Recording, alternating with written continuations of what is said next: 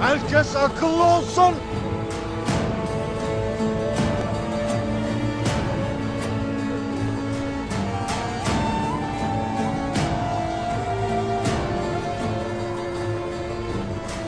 Kılıçlarınızı indirin.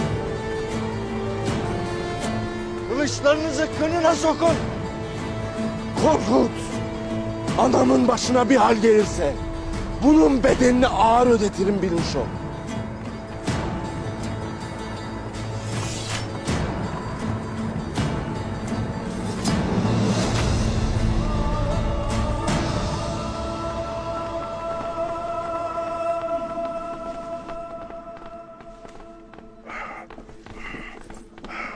Yavaş beyim, yavaş.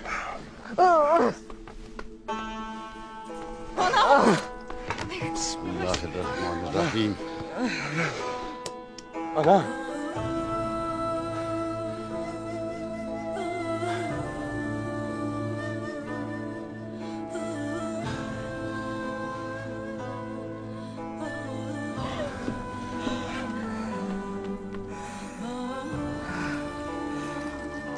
O bana döndü.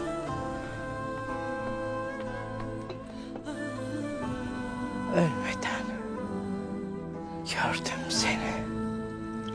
Çok şükür. Yettim anam. Merak etmeyesin. Bundan sonra seni yalnız kovam. Bağışla. Bağışla beni.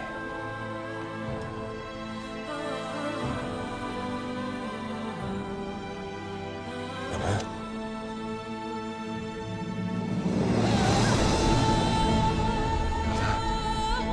Ana. Ana. Ana. Ana, bizi bırakma ana. Beklerim, bana müsaade edin. Selcan Hatun, yardım eyle. Bey, Ana. hadi bey. Ertuğrul beyim, hadi. Hadi.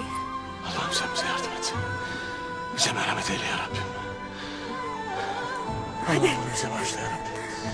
Allah'ım bize merhamet eyle. Gökçe kızım, sıcak su getir.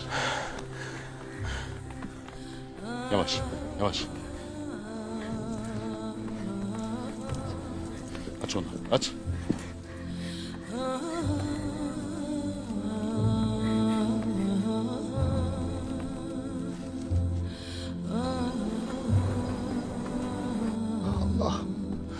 Ne yaptım ben? Ne yaptım? Kendi kardeşimin canına kıydım. Dur bey. Çıkmadık candan ümit kesilmez. Hemen kendini koyverme. Ne oldu? Bulamadılar mı evladımı? Daha fazla alp yollayın. Her karışı didik didik arasınlar. Merak etme Korkut Bey'im, her yerde arıyoruz Tuğtekin'i. Az önce de kuzey yamaçlarına 50 alp daha yolladım. Gece de arama yapmak için bütün hazırlıklarımızı tamamladık. İflah olmadı. Ona verdiğim değeri oğluma vermedim. Evladımın canına kıydı. En iyi alpimizi gözümüzün önünde öldürdü. Geberteceğim onu. Beyim.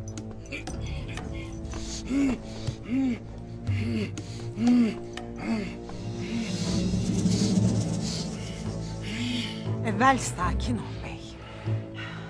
Önce Haymen'in yaşadığını öğrenelim. Yoksa her şey alt üst olacak. Gayrı ok yaydan çıktı artık. Ya Ertuğrul'u alacağız ya da oluk oluk kan dökülecektir. Beyim, beyim, beyim, beyim, beyim. Beyim. Beyim.